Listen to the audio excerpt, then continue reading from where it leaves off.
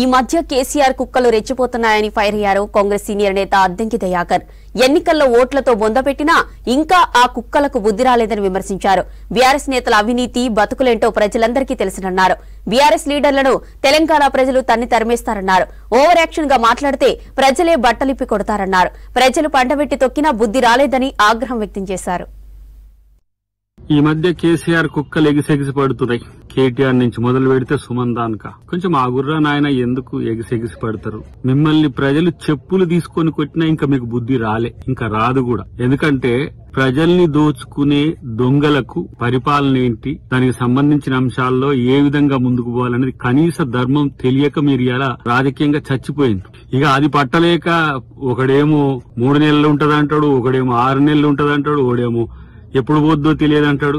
Comments కు రెచ్చిపోకపోవడం వెనుక ముఖ్యమంత్రి ఒక వ్యూహం ఏందో, ప్రజల ముందు మిమ్మల్ని ముద్దాయిలుగా పెట్టాలని చేస్తున్న ప్రయత్నం ఏందో మీకు అర్థం కావట్లే. 2 నెలలకే తట్టుకోలేకపోయే పరిస్థితి మీకు వచ్చిందంటే మీరు ఎంత ఫ్రస్ట్రేషన్ లో ఉండో అర్థమవుతుంది రా భయ్. ఇంకా చెప్పాలంటే ఇక మిమ్మల్ని తన్ని తరిమేదానిక కూడా మీకు బుద్ధి రానట్టుంది.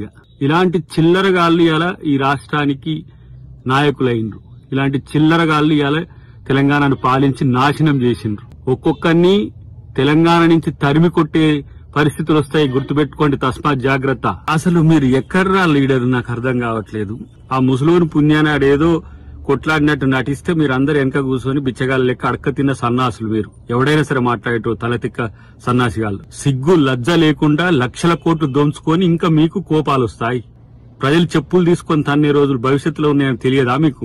ఇంకా కొంచెం ఆ కేసీఆర్ మీద గౌరవం ఉండి, మా ముఖ్యమంత్రి గారు గౌరవించాల్సిన అవసరం ఉండి, తెలంగాణ ఉద్యమంలో ఉండడనే ఉద్దేశంతో గౌరవంగా ఉంటే ఇలాంటి పిచ్చి కుక్కలు రెచ్చిపోతున్న పరిస్థితి ఉన్నది. ఇలా రాష్ట్రంలో ఇలాంటి సంస్కృతిని తెగబడితే జరిగే పరిణామాలకు ఎవడు ఇలా పరిస్థితి? మీరు ఇంత అవినీతి అక్రమాల్లో కూరుకొని పోయి మీ తాటా తీసే రోజుల్లో మీరు చెప్పులు తీసుకొని ఎగిరే స్థితి వచ్చిందంటే మీకు ఎంత బలుపు, ఎంత అహం ఇంకా తగ్గలే.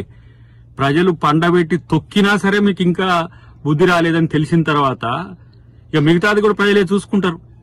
ఇలాంటి పనికిరాని చెత్త అహంతోనే నువ్వు మేయనోడగొట్టినవు. నీ పుణ్యమే ఇది వచ్చింది. మళ్ళా తగుదునమ్మా అని చెప్పి వేసి భజన పరులంతా బయటకు వెళ్ళుకొని తిరుగుతున్నారు.